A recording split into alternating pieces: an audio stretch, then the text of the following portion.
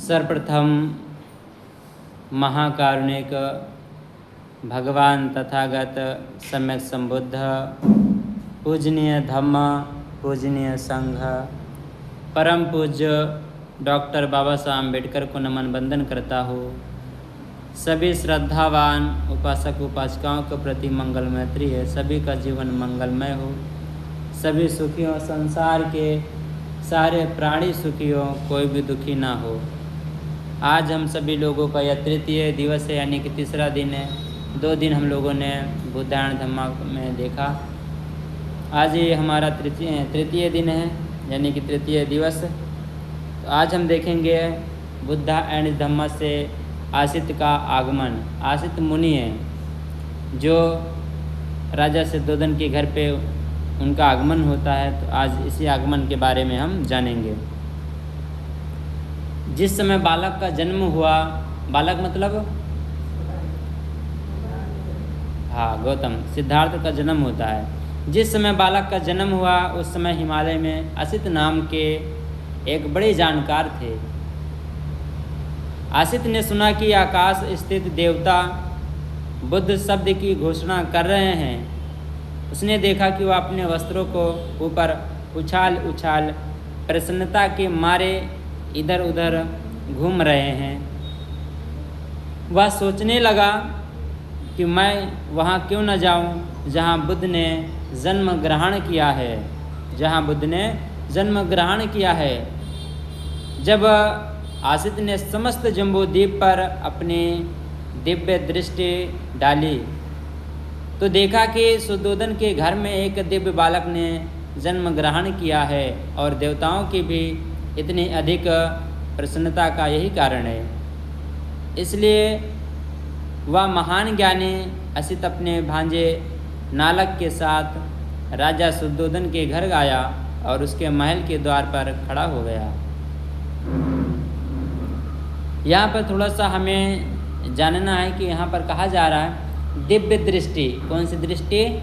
एक साधारण दृष्टि होती है जो हम और आप देख रहे हैं, एक दिव्य दृष्टि होती है। दिव्य दृष्टि का मतलब ये हुआ कि अगर यहाँ से 5 किलोमीटर दूर हमें देखना है तो हमें दिखाई देना चाहिए। इसको क्या बोलते हैं? दिव्य दृष्टि। अब ये बात बुद्धायन धम्मा में लिखा जा रहा है कि असित मुनि ने दिव्य दृष्टि डाली। कौन सी दृष्टि? दिव्य दृष्टि। अब वह दिव्य दृष्टि चमत्कारिक थी, क्या थी, इसके बारे में नहीं लिखा गया है कि उन्होंने कौन सी दृष्टि डाली। एक चमत्कारिक होती है ना, वो चमत्कार क्या इनके पास था? अगर ऐसे कुछ चमत्कारी चीज़ें होती या कुछ फंसने फंसाने की चीज़ें होती तो बाबा साहब इसमें ये बात लिखते नहीं कि उन्होंने अपनी दिव्य दृष्टि डाली। हम आगे बढ़ते हैं। अब असित ने देखा कि शुद्धोधन के द्वार पर लाखों आदमियों की भीड़ एकत्रित है। वह द्वारपाल के पास गया और कहा, अरे जाकर राजा से कहो कि दरवाजे पर एक ऋषि खड़ा है। कौन खड़ा है? ऋषि का मतलब साधु संत। ऋषि खड़ा हुआ है। द्वारपाल राजा के पास गया और हाथ जोड़कर विनती की, हे राजन, द्वार पर एक वृद्ध ज्ञानी पधारे हुए हैं और आप से भेंट करना चाहते हैं। राजा ने असित के बैठने के लिए आसन की व्यवस्था की और द्वारपाल को कहा, सन्यासी को आने दो। महल के बाहर आकर द्वारपाल ने असित से कहा, कृपया भीतर पधारिए। राजा शुद्धोधन असित मुनि से कह रहे हैं कि कृपया अंदर आप आइए। आसित ऋषि राजा के सामने उपस्थित हुआ और उसे खड़े खड़े आशीर्वाद दिया। राजन आपकी जय हो, राजन आपकी जय हो। आप चिरकाल तक जिएं और अपने राज्य पर धम्मानुसार शासन करें। यहाँ ध्यान देना कि किस अनुसार? धम्मा अनुसार शासन करें, अर्थात कि कैसा शासन करें? धर्म के हिसाब से शासन चलाएं। जब राजा, कहीं का भी राजा हो, पूरी धरती पे जहाँ जहाँ राज्य हो, जहाँ पर लोकतंत्र हो, डेमोक्रेसी हो, जहाँ जहाँ राजा वाली व्यवस्था है, तो राजा को कैसा चलाना चाहिए शासन? धर्म के अनुसार। अगर हर राजा वो किसी भी धर्म से बिलोंग करता हो, किसी भी जाति संप्रदाय से बिलोंग करता हो, काला हो गोरा है कैसा भी हो, राजा अगर धर्म के अनुसार शासन चलाता है तो समाज में क्या रहेगी? शांति रहेगी। क्या रहेगी? शांति रहेगी। अगर आज अपने ही देश में राजा अगर धार्मिक होता है, धार्मिक होता है, सभी धर्मों का सम्मान करने वाला होता है, तो हमारे देश में क्या होंगी? शांति आएगी। अब यहाँ ध्यान दिया जाता है कि जो हमारे देश का राजा है, जिसके पास पूरी सत्ता है, वह किस धर्म को मानता है, वह किस संस्कृति को मानता है। अगर वह राजा आपकी संस्कृति को मानता होगा तो वह आपके धर्म को आगे ले जाएगा। लेकिन अगर वह राजा आपकी संस्कृति को नहीं मानता, वो किसी दूसरी संस्कृति से आता है, तो वह आपके धर्म को आगे बढ़ाने वाला नहीं है। आप चाहते हो कि अगर आपकी संस्कृति आगे बढ़े तो आपको किसी को राजा बनाना पड़ेगा जो आपकी संस्कृति को मानने वाला हो। जैसे सम्राट अशोक के हाथ में जब सत्ता आई, मान लीजिए, अब सम्राट अशोक यानी महान राजा हैं, उनके हाथ में जब धर्म लगा तो उन्होंने पूरी ताकत अपनी लगा दी। आज जो हमें शिलालेख मिलते हैं वह तो सम्राट अशोक का दिया हुआ है। किसका? सम्राट अशोका का दिया हुआ है। आप सांची जाओ, आप गर्व से कह सकते हो कि हमारे शास्त्रा का यहाँ प्रमाण है। क्या है? प्रमाण है। हम जिसको मानते हैं उनका एक एविडेंस है, उनका प्रूफ है। वहाँ आकर आपसे कोई बहस नहीं कर सकता। क्यों? क्योंकि आपके पास पूरा एविडेंस सामने बड़े बड़े पत्थरों में जो उन्होंने ब्रह्मी स्क्रिप्ट में यानी कि धम्मलिपि में लिखवाया वो आपको बरोबर दिखाई देगा। मैं अभी जब स्कूटी से यूपी घूमा, बिहार घूमा और एमपी घूमा, किससे? स्कूटी से। यूपी गया, बिहार गया और एमपी गया। तो एमपी में पड़ता है सांची, आपको पड़ता है। तो सांची जब गया तो वहाँ पर ऐसा नहीं कि सिर्फ बौद्ध समाज के लोग सांची का दर्शन करने के लिए आते हैं। तो जो सांची में स्तूपा बनवाया गया है या बौद्ध धर्म का, यानी कि जितने भी बुद्ध के नाम पर जितने भी स्तूप भारत या दुनिया में बने, सबसे पहला कोई स्तूप बनाया गया तो सांची का स्तूप बनवाया किसने? सम्राट अशोक ने। सोचो जरा कि भगवान बुद्ध कभी सांची नहीं आए, भगवान बुद्ध कभी सांची नहीं आए, तो सम्राट अशोक ने यहाँ क्यों बनवाया? उनकी पत्नी जो थी वो विदिशा से थी। कहाँ से थी? उनकी पत्नी विदिशा से थी। तो विदिशा के होने की वजह से उनकी पत्नी यहाँ से थी। विदिशा कहाँ पड़ता है? भोपाल के पास में। तो ये जो सांची आपका आता है विदिशा जिला में पड़ता है। कौन से जिला में? विदिशा। अब इनकी पत्नी जब विदिशा की रहने वाली है तो लगाव तो रहेगा ससुराल से, लगाव तो रहेगा ना ससुराल से। कितना भी कुछ हो जाए ससुराल से लगाव था ही। और ये कहाँ के रहने वाले थे? उधर बिहार और उत्तर प्रदेश, इनका क्षेत्र उधर था इधर। लेकिन वैसे तो उनका पूरी क्षेत्र बहुत लंबा था, लेकिन ये रहते किधर थे ज़्यादा? अवध क्षेत्र में। आपका बिहार हुआ पाटलिपुत्र। कौन सा? पाटलिपुत्र, यानी कि पटना का जो क्षेत्र है बिहार का, यूपी का, इधर रहते थे। लेकिन इनकी जो पत्नी थी वो थी विदिशा की।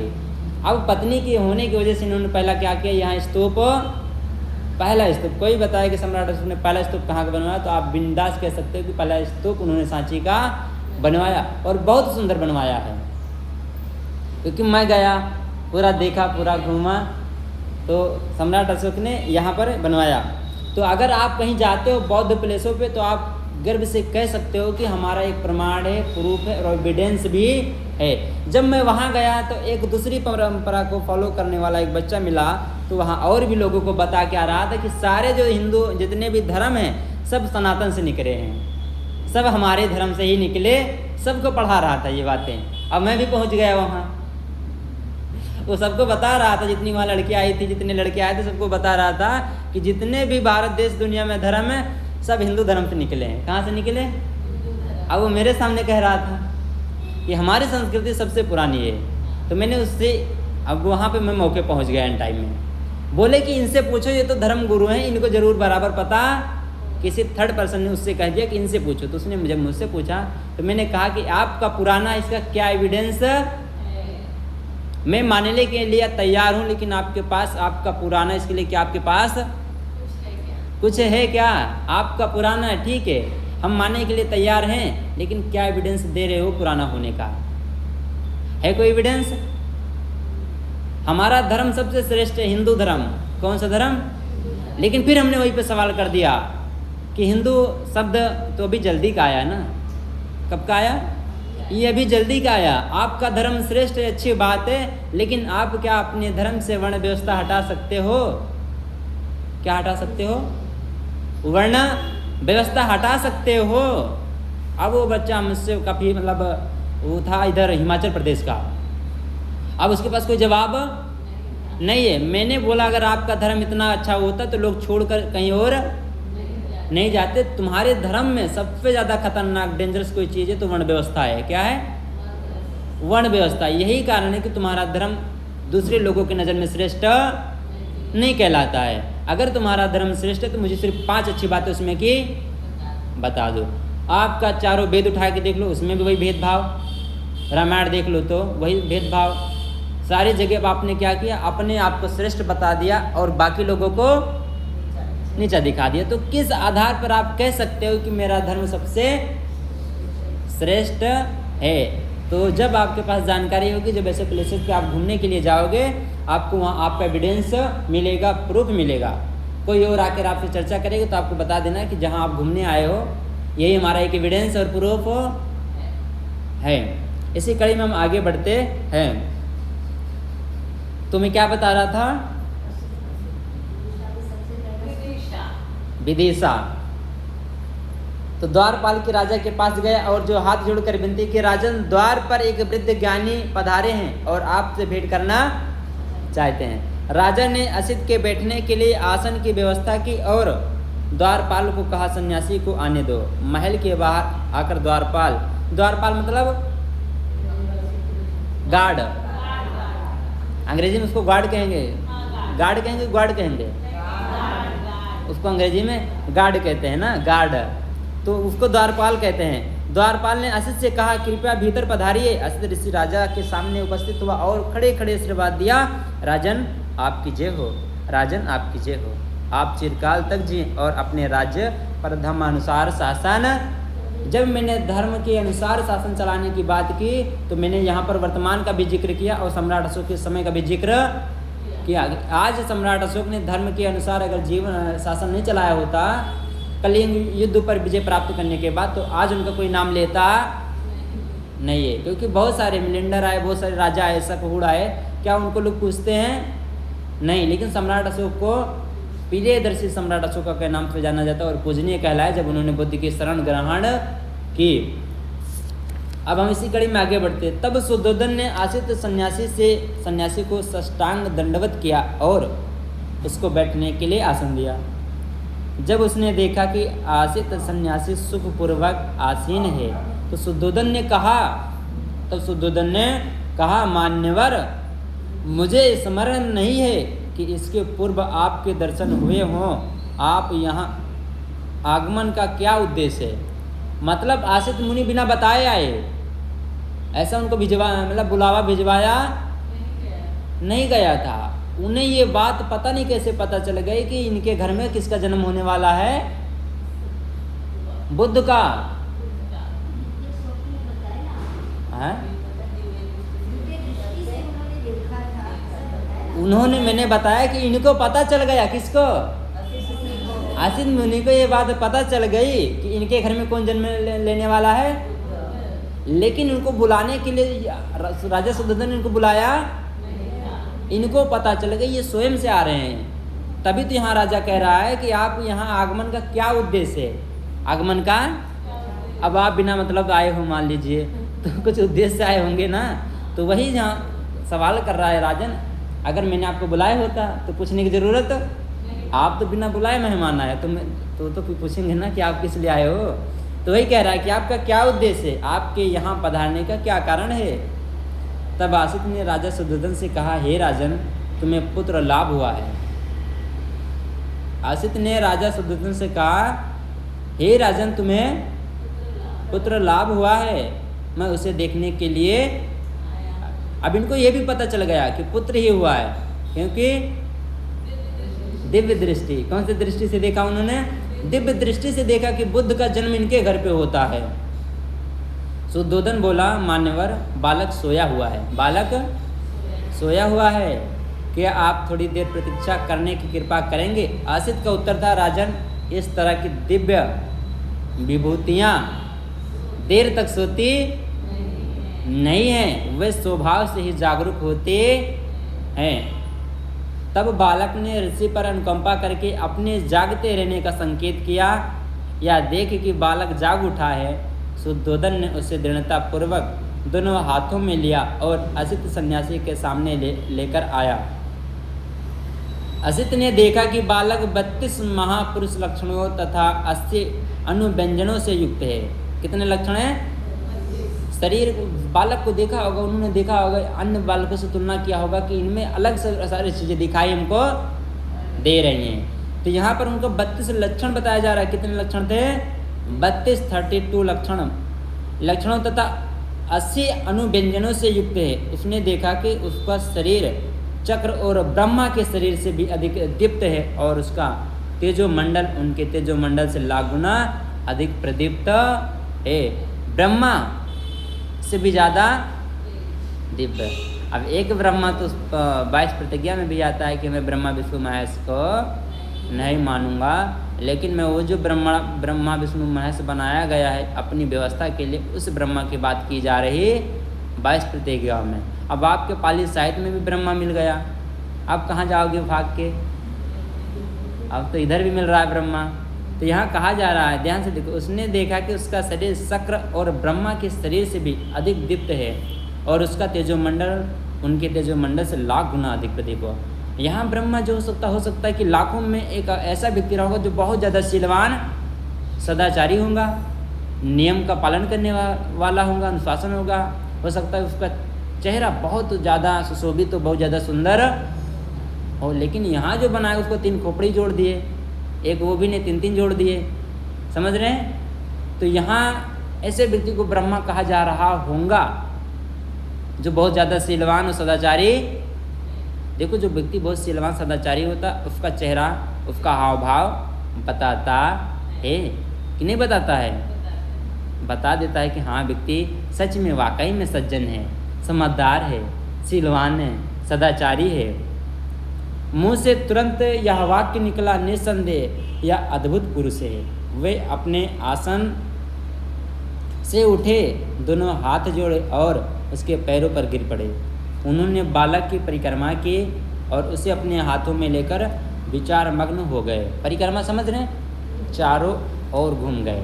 जैसे कि आप जब सारनाथ जाओगे, कुशीनगर जाओगे, वहाँ बुद्ध स्तूपा है, तो जो फॉरेन कंट्री के लोग आते हैं, जो उपासक उपासिकाएँ आती हैं, भिक्षु आते, तो वह स्तूपा के ऐसे चारों ओर परिक्रमा करते हैं। यह उनकी श्रद्धा है, ना कि अंधविश्वास है। वह भगवान से कुछ मांग नहीं रहे हैं। उनको हमारी धरती पर आकर गर्व महसूस होता है कि हम बुद्ध की धरती पे आ गए हैं, और वहाँ आगे जहाँ बुद्ध का चरण पड़ा, जहाँ बुद्ध के चरण पड़े हुए हैं, उस श्रद्धा के भाव से आते हैं। मैंने देखा फॉरनर वालों को कभी कभी वो लेट के वंदन करते हैं। हम जैसे पंचांग प्रणाम करते हैं, वो पूरा लेट ही जाते हैं सपाट। हाँ, यानी वो क्या दर्शा रहे हैं कि हमारे अंदर ईगो, हे शास्ता आप श्रेष्ठ हो, हे स्वामी, हे तथागत, हे सम्यक संबुद्ध आप श्रेष्ठ हो, हम पूरी तरह से आपको नमन। हमें इतना सभी तनिक सभी घमंड नहीं है कि हम आपके सामने झुक नहीं रहे हैं। असित ऋषि पुरानी भविष्यवाणी से परिचित थे कि जिसके शरीर में गौतम की ही तरह के 32 महापुरुष लक्षण होंगे, वह इन 2 गतियों में से एक को निश्चित रूप से प्राप्त होगा। किसके तरह? ध्यान से सुनना, बहुत ध्यान से सुनना। असित ऋषि पुरानी भविष्यवाणी से परिचित थे। इसके पहले हो सकता है कि उन्होंने भविष्यवाणी किसी और के बारे में भी, क्योंकि यहाँ कहा जा रहा है असित ऋषि पुरानी भविष्यवाणी से परिचित थे कि जिसके शरीर में गौतम की ही तरह, किसकी तरह? गौतम के ही तरह 32 महापुरुष लक्षण होंगे, वह इन 2 गतियों में से एक को निश्चित रूप से प्राप्त होगा, तीसरी को नहीं। यदि वह स्वस्थ रहेगा, ग्रस्त रहेगा, तो चक्रवर्ती राजा बनेगा, लेकिन यदि वह गृह त्याग कर प्रवजित हो गया तो वह बुद्ध बनेगा। असित ऋषि को निश्चय था कि वह बालकग्रस्त नहीं बनेगा, वह बालकग्रस्त नहीं बनेगा। बालक की ओर देखकर वह सिसकियां भर भर रोने लगा। अब असित मुनि यहाँ पर रोने भी लगे। क्यों रो रहे हैं?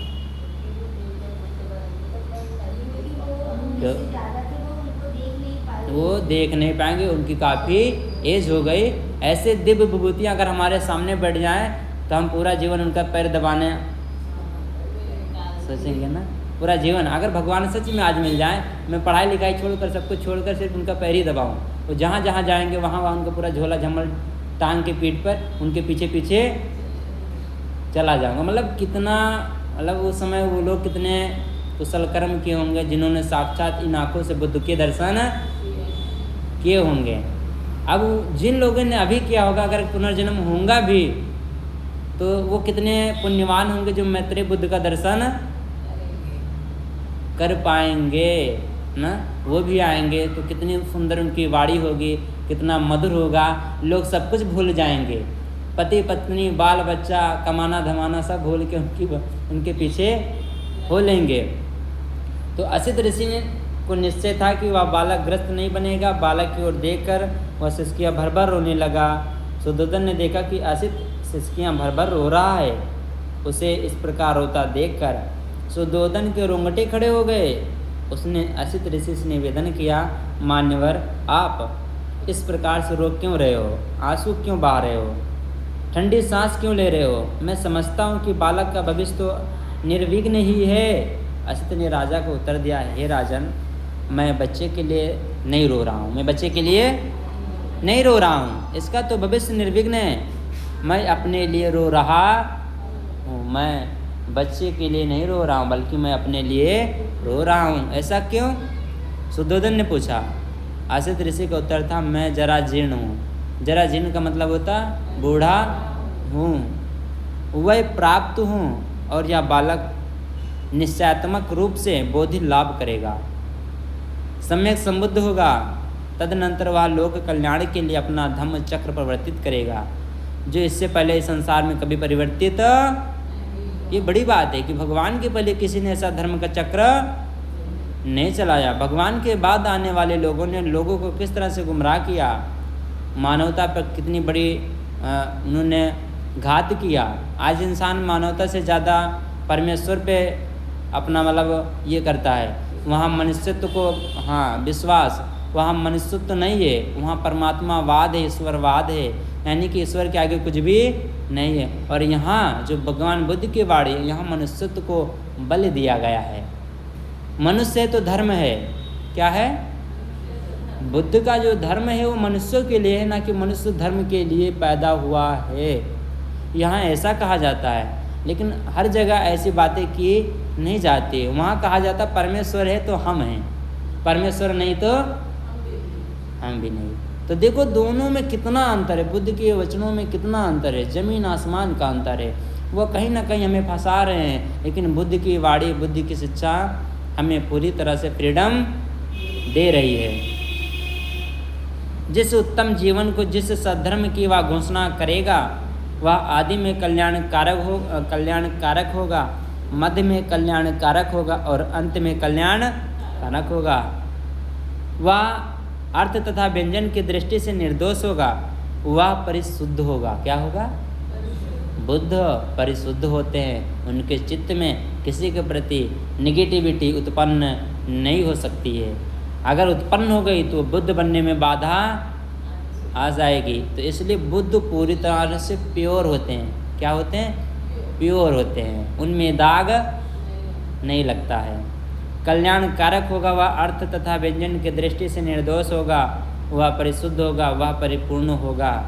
जिस प्रकार राजन कभी कहीं संसार में गूलर पुष्पित होता है, गूलर समझ रहे हो ना? पता नहीं आप लोगों ने देखा कि नहीं देखा। गूलरी का फूल, लोग कहावत कहते हैं, क्या तुम चांद के क्या हो गए हो, ईद का चांद हो गए हो। या हम जहाँ गूलर, जैसे हमारे इधर गूलर होता है, तो गांव के लोग जो बूढ़े बुजुर्ग होते हैं कहते हैं गुलरी का फूल हो गए हो क्या। गूलर एक फल है, पेड़ों में आता है, गिलहरी खाती है उसको। और रात के जो पंछी होते हैं उनको क्या बोलते हैं? चमगादड़। तो चमगादड़ भी उसको खाते हैं। तो गूलर का फूल किसी को दिखाई नहीं देता है। तो यही कहा जा रहा है, उदुम्बर यानी कि गोलर पुष्पित होता है, उसी प्रकार अनंत युगों के अनंत संसार में कहीं बुद्धोत्पाद होता है। राजन, इसी प्रकार निश्चय से यह बालक बोधि लाभ करेगा, सम्यक संबुद्ध होगा और तदनंतर अनंत प्राणियों को इस दुखमय संसार के पार ले जाकर सुखी करेगा। ये भवसागर का जो दुख भरा हुआ, जो दुख से भरा भवसागर है, बुद्ध उसको पार लगाएंगे, उसका बेड़ा पार लगाएंगे। आज हमें भी जो जीवन मिला है ये बुद्ध की वजह से मिला है। कभी हम भी ऐसे संस्कृतियों को फॉलो करते थे जो दिन भर तनाव बनाए रखती थी। ये नहीं करेंगे तो भगवान मार डालेगा, ये नहीं करेंगे तो घर में किसी की तबीयत खराब हो जाएगी। लेकिन आज इन सब में विचारों से पूरी तरह से मुक्त हूँ। आज हम बुद्ध के विचारों पर चलने के लिए तत्पर हैं। हमें बुद्ध के विचार बहुत प्रभावशाली लगते हैं, क्योंकि वो किसी ऐसी चमत्कारिक चीज़ों से बांधते नहीं हैं।